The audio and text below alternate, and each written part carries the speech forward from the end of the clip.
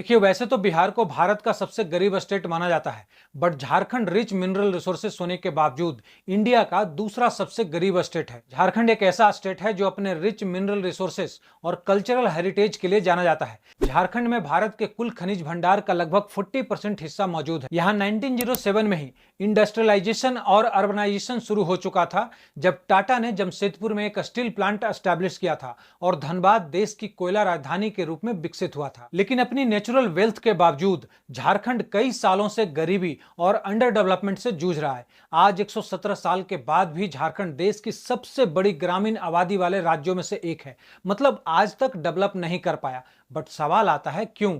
देखिए, Jharkhand natural resources का धनी स्टेट है। झारखंड 79,714 वर्ग किलोमीटर ज्योग्राफिक रीजन में फैला हुआ है, जिसमें 29.61% फॉरेस्ट एरिया है और भारत के टोटल मिनरल रिसोर्सेज का लगभग 40% हिस्सा इसके पास है। यह राज्य कोल रिजर्व में पहला स्थान पर है, आयरन में दूसरा स्थान, कॉपर ओर रिजर्व में तीसरा स्थान, बॉक्साइट रिजर्व में 7वां स्थान रखता है और प्राइम कोकिंग कोल का सोल प्रोड्यूसर है। चूना पत्थर, डोलोमाइट, मैग्नीज और अदर इंपॉर्टेंट मिनरल्स हग क्वांटिटी में अवेलेबल है। अब आप समझ सकते हैं कि जिस स्टेट के पास इतना मिनरल रिसोर्सेस अवेलेबल है, वो स्टेट इतना पुअर कैसे हो सकता है? लेकिन है, सो जानना जरूरी हो जाता है कि ऐसा क्यों। कितना दिन हुआ ये सब फिटिंग? 2 साल हो गए। टंकी नहीं लगा? नहीं, आप लोग इसके लिए प्रयास किए? प्रयास तो किए थे लेकिन लाया नहीं। गाड़ी घोड़ा का आने में दिक्कत हो रहा है। वो टंकी आज तक नहीं लगा। नहीं। इससे कितना तकलीफ हो रहा? बहुत तकलीफ हो रहे हैं हम लोग को। गांव में कितना?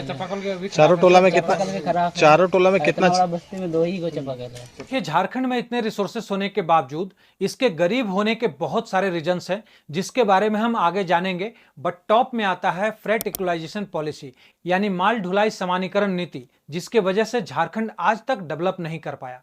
इसे हम समझेंगे और उसके पहले सिर्फ 1 मिनट में झारखंड के बैकग्राउंड को समझ लेते हैं। देखिए, झारखंड का क्षेत्र पाषाण युग से ही बसा हुआ था।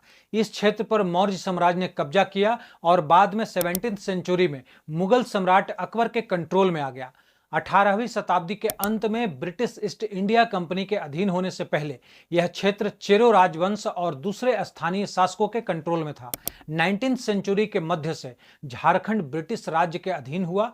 1905 तक यह क्षेत्र बंगाल प्रेसिडेंसी के अंतर्गत आता था। 1947 में भारतीय इंडिपेंडेंस के बाद इस क्षेत्र को मध्य प्रदेश, उड़ीसा और बिहार के दूसरे राज्यों के बीच डिवाइड कर दिया गया। 1950 में पश्चिम बंगाल और बिहार, जो करंट में झारखंड है, देश के स्टील प्रोडक्शन का 92% और सभी मैन्युफैक्चरिंग का 48% पार्ट था।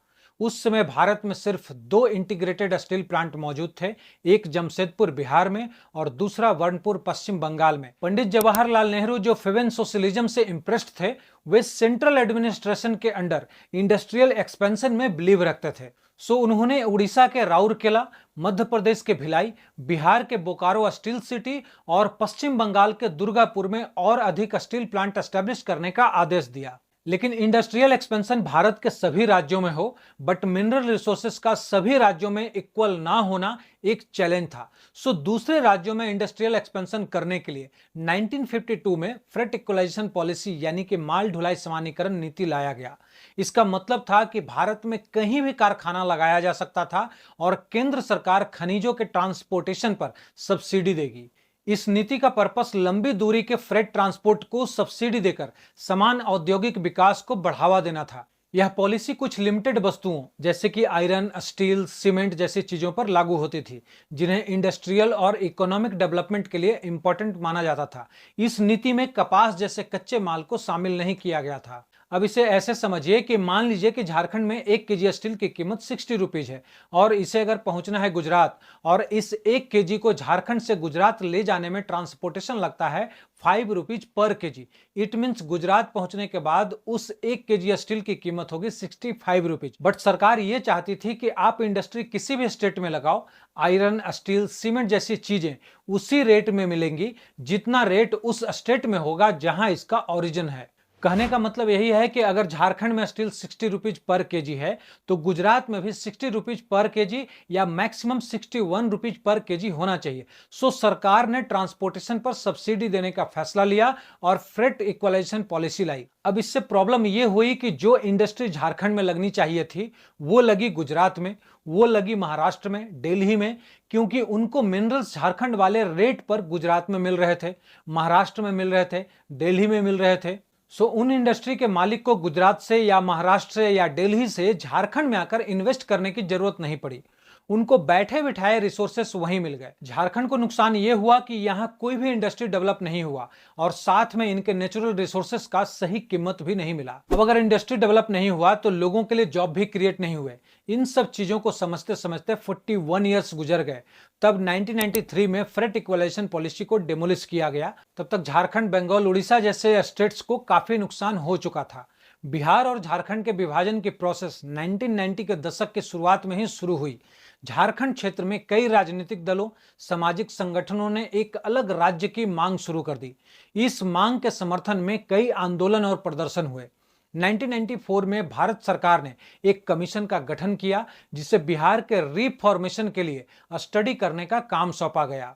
इस कमीशन ने अपनी रिपोर्ट 1996 में भारत सरकार को सौंपी, जिसमें झारखंड को एक अलग राज्य बनाने की सिफारिश की गई। 2000 में भारत की संसद ने बिहार पुनर्गठन अधिनियम पारित किया। इस अधिनियम ने झारखंड को एक अलग राज्य बना दिया, जो बिहार के दक्षिणी हिस्से से अलग होकर बना, और झारखंड का एग्जिस्टेंस 15 नवंबर 2000 को हुआ। झारखंड अपने आप में अनोखा राज्य है, जहां इसने देश को पहला निर्दलीय मुख्यमंत्री दिया। झारखंड के बनने के बाद से अब तक यानी कि पिछले 23 सालों में 12 सीएम बदल चुके हैं, जिसमें से भाजपा के रघुवर दास एकमात्र ऐसे मुख्यमंत्री हैं जिन्होंने 2014 से 2019 तक पूरे 5 साल का कार्यकाल पूरा किया। यहां 3 बार ऐसा भी हुआ कि राष्ट्रपति शासन लगाना पड़ा। अगर आप गौर से देखें तो झारखंड में मुख्यमंत्रियों का औसत कार्यकाल 1.5 ईयर्स का है। झारखंड में कोई सरकार ऐसी नहीं है जिसके दामन को साफ कहा जा सकता है। जिस समय मधु कोड़ा मुख्यमंत्री थे, उनके और उनके मंत्रियों के ठिकानों पर आयकर विभाग और ईडी के छापे पड़े। कोड़ा खुद तो जेल गए ही, साथ ही उनके कई मंत्री और नौकरशाहों को भी जेल जाना पड़ा था। एनालिस्ट कहते हैं कि जब केंद्र में नरसिम्हा राव की सरकार को सदन में अपना बहुमत सिद्ध करना था, उस समय झारखंड मुक्ति मोर्चा के 3 सांसदों पर समर्थन देने के बदले में पैसे लेने का आरोप लगा था। इनमें झारखंड मुक्ति मोर्चा के संस्थापक शिबू सोरेन और उन्हीं की पार्टी के शैलेंद्र महतो और सूरज मंडल पर भी आरोप लगा और वो जेल भी गए। करंट में ही देख लीजिए, हेमंत सोरेन को भी करप्शन में ईडी ने गिरफ्तार कर लिया। राज्य सरकार और केंद्र सरकार की माने तो झारखंड को सबसे ज्यादा नुकसान नक्सलवाद से झेलना पड़ा। सरकार का कहना है कि नक्सलियों के कब्जे और हमलों की वजह से आम आदमी को लाभ पहुंचाने वाली अधिकतर सरकारी योजनाएं कारगर ढंग से लागू नहीं हो सकी। नक्सलवाद की वजह से बिगड़े औद्योगिक माहौल के अलावा कई बड़े प्रोजेक्ट्स सालों से पीछे चल रहे हैं या फिर लटके हुए हैं। वहीं आंकड़ों के अनुसार झारखंड जब बना तब राज्य के 14 जिले नक्सल प्रभावित थे। ऐसे जिलों की संख्या अब बढ़कर 18 हो गई है। हालांकि बीच के कुछ सालों में यह 21 तक पहुंच गई थी, लेकिन केंद्र सरकार के दबाव और सुरक्षा बलों की कार्रवाई के बाद कुछ जगहों से नक्सलियों का सफाया हुआ है। कई एक्सपर्ट्स अर्बनाइजेशन को डेवलपमेंट से जोड़कर देखते हैं। वहीं ऐसा तब है जब झारखंड में खनिज संपदा भरी हुई है। अगर देखा जाए तो पहले से विकसित शहर जमशेदपुर की तुलना में देवघर और दूसरे पिछड़े शहरों में विकास की रफ्तार तेज हुई है। कहते हैं कि इमारत उतनी ही मजबूत होती है जितनी की उसकी नींव। झारखंड की बात करें तो इसकी नींव ही काफी कमजोर है। नेशनल फैमिली हेल्थ सर्वे 2015-16 की रिपोर्ट के अनुसार झारखंड के 47.8% बच्चे कुपोषित हैं। सर्वे से यह पता चला कि इनमें से करीब 4 लाख बच्चे एक्सट्रीमली माल नरिश्ड हैं। ऐसे में कोई राज्य कैसे विकास कर सकता है? अब अगर देखें तो कुल मिलाकर ये सभी रीजन्स हैं जिसके वजह से झारखंड आज भी अंडर डेवलपमेंट स्टेट है। आपको क्या लगता है? कमेंट में जरूर लिखें।